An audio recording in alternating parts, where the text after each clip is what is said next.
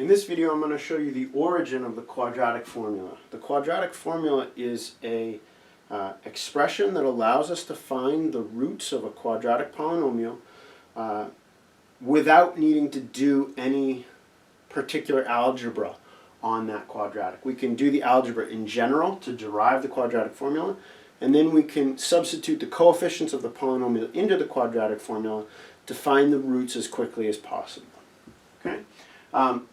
The quadratic formula is derived by looking at a general polynomial, a general quadratic, so we'll have an x squared term, an x term, and a constant term. And what we do is we solve that equation by employing the method of completing the square, but we leave the coefficients in the problem. So we kind of do the computation in general without tracking any of the individual numbers, without needing the values of the individual numbers. This kind of gives you a perspective on the power of algebra in general. We're able to take a process, execute that process on a general class of objects, and then find out a result which can be applied to all of the things in that class. Okay? So let's start out with the quadratic that we're going to begin with, which we're going to write as ax squared plus bx plus c is equal to 0. So this is the quadratic that we're going to begin with, and what we want to do is we want to find the values of x that make this a true statement in a way that depends on the choices of a, b, and c. So it's kind of an abstract idea. Before we do anything, what I want to do is try to simplify the problem as much as possible. So this is our original problem, and you'll see that it has 3 parameters, a, b, and c. When we're done, we want to find a formula for x that depends on a, b, and c. In order to make the calculations a little bit easier, I'm going to first divide the entire equation by a, and then use some other parameters as intermediate variables so that I don't have to look at all the details. I don't have to look at all the messiness through the calculations. So first thing I want to do is divide the entire equation by the quantity a. Divide every term by a, distribute it across. So we get x squared plus b over a times x plus c over a is equal to 0. So that's my first step. Now what I want to do is I want to replace b over a and c over a with other symbols so that I don't have to keep writing b over a and c over a. It'll actually simplify our work a lot by using these intermediate variables. So I'm going to define 2 new variables. I guess I'll call them p and q. Okay, so b over a is going to be p and c over a is going to be q. So we're going to deal with x squared plus px plus q is equal to 0. Okay? And when we do the algebra, I'm not going to say anything special about the signs of p or q, but it's going to turn out that this doesn't work all the time because we could end up taking a negative of a square root. And we'll talk about that when we look at the final result. Okay? So this is the quadratic. I'd like to solve this quadratic for x, and I'd like to get a solution that depends on these parameters p and q, which we know depend on the original coefficients a, b, and c. So I'm going to complete the square. In order to do that, I take the first 2 x terms, and I try to make them match the pattern of a perfect square. So the pattern for a perfect square looks like x squared plus 2ax plus y squared, where y is any number whatsoever. Okay? So what I have is px. What I need is 2 times the perfect square term. So that kind of matches up and tells me what I should create as my perfect square. So I want to think about this middle term, this px. I'm supposed to have a 2 there for the perfect square pattern. So what I'm going to do is I'm going to group things in a way that makes that 2 appear without changing the values of any of the terms. I'm thinking about this px. I'm going to multiply by 2 and divide by 2. Okay? those two operations together don't change anything. I'm multiplying by 1.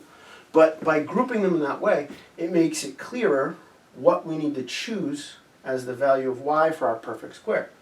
Okay? So multiplying and dividing by 2 there kind of makes that pop out a little bit more. So we have the x squareds match up. We have 2 times p over 2 times x. So the term that we want in our perfect square is p over 2. So we need to add and subtract p over 2 squared. Right? That's just completing the square in terms of this pattern that we're making right now. Okay, so we have x squared plus, I'm going to keep thinking of it like this, 2 times p over 2x plus p over 2 squared. Looks kind of messy. We're going to subtract it back off, minus p over 2 squared plus q. Okay? So again, if you group these together, they disappear because you're adding and subtracting the same thing. But if we group it in a different way, we get a perfect square pattern, which is what we need to do to solve this equation for x, to get x by itself.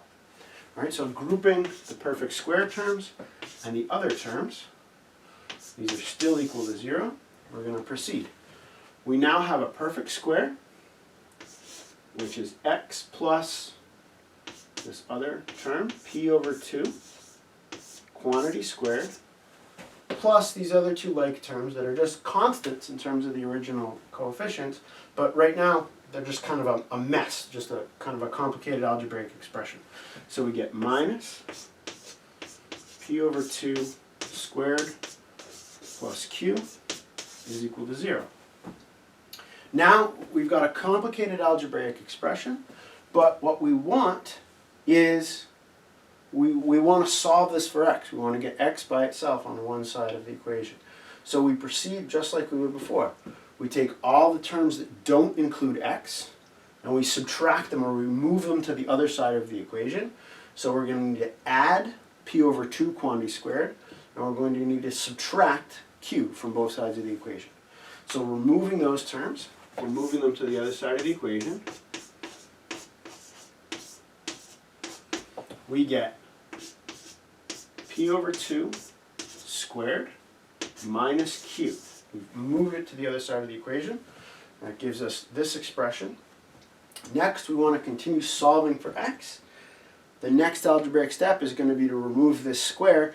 That introduces a branch in our computations. We get a positive branch and a negative branch. And to deal with this quickly, I'm going to use a plus-minus sign to keep track of the two possible branches that we're dealing with. So we square root both sides, and we introduce the positive and the negative branch of the computation. So we get x plus p over 2 is the square root of p squared, or p over 2 squared, minus q with a plus or minus sign. Those are our two branches, plus or minus. Okay? Finally, we want to solve for x. So we're going to remove this p over 2 to the other side of the equation. And we get x is equal to negative p over 2 plus or minus the square root of p squared over 2 squared, so p squared over 4 minus q. And there we're essentially done, but what I'd like to do is I'd like to write this result in terms of the original coefficients. This will get us to the full standard quadratic formula, the one that you might see in textbooks or the one that you might memorize. Okay? So we want to replace the p and the q with their representations of their formulas in terms of the a, b, and c, and see what that looks like. Okay? So to do that, I'm going to give myself a little bit more space in the middle here, and we'll replace the p and the q with a, b, and c as needed.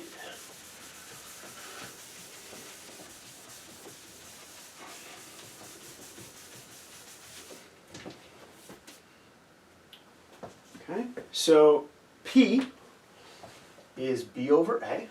So in both appearances of p, we're going to introduce a b over a. X is equal to negative b over 2a. We replace p with b over a plus or minus the square root we have a p squared. So we're going to get a b squared divided by 4a squared. Okay. So the p squared are replaced with b squared over a squared. And we have minus q. Q is c over a. Okay. Now that is the quadratic formula. It's not the version that people usually memorize. So what I want to do is I want to replace it with the version that you usually see in textbooks. And the only step that I need to do to make it look like the standard textbook formula is to find a common denominator between the two terms that we have here, this constant term and the plus or minus branches of the computation. So in the first term, we're dividing by 2a. So in the second term, I want to introduce the same denominator. So I want to multiply and divide by the quantity 2a, and that will allow me to write these in terms of a single fraction.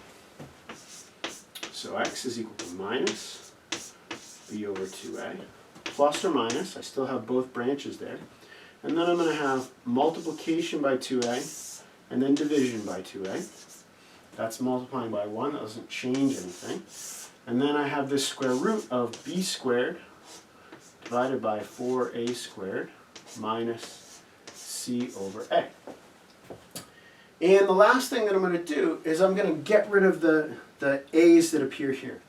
The a's in the denominator in the square root. I want to make that look a little bit nicer. And the way that I'm going to do that is by taking this 2a, bringing it inside the square root, and then distributing it to each of these terms. Okay? So we have negative b plus or minus. If we bring the 2a inside the square root, the only way that we can do that is by squaring it. So we bring it in as a 4a squared. 2 squared is 4. A squared is a squared. And then I want to distribute it to the things that were in the square root.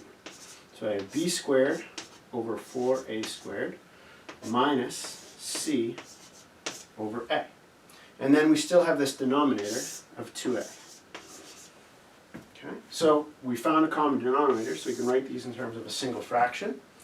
Right? And next, the last step that we need to perform is to distribute this 4a squared across the terms inside the square root. Okay.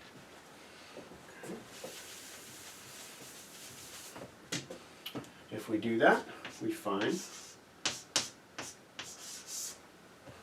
we have 4a in the numerator and 4a in the denominator of the first term, which cancel out perfectly, leaving us with just a b squared. And in this last term, we have one copy of a in the denominator, which cancels out with one of the copies of a that we're multiplying across in the a squared. That leaves us with 1a. So we have minus 4, the a that's left over, times c. And then everything is over the denominator of 2a. Okay. So this is what's called the quadratic equation. If you're going to memorize it, this is the version that people usually memorize. X is equal to negative b plus or minus, that's the branch, the square root of b squared minus 4ac divided by 2a. Okay? The only thing that can go wrong with this formula is if you're looking for real valued solutions, this square root has to make sense. So if you have real roots,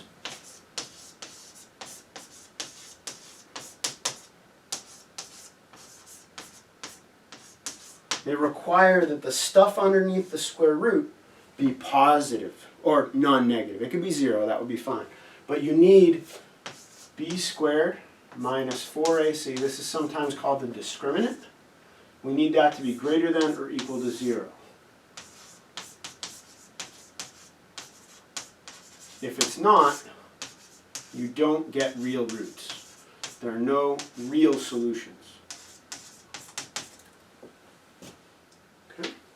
All right, so that's basically how you derive the quadratic formula. We use the p and q as intermediate variables, which actually makes the calculations a little bit easier. The rest of this is just kind of raw algebra with a little bit of completing the square added in. So this is our final quadratic formula.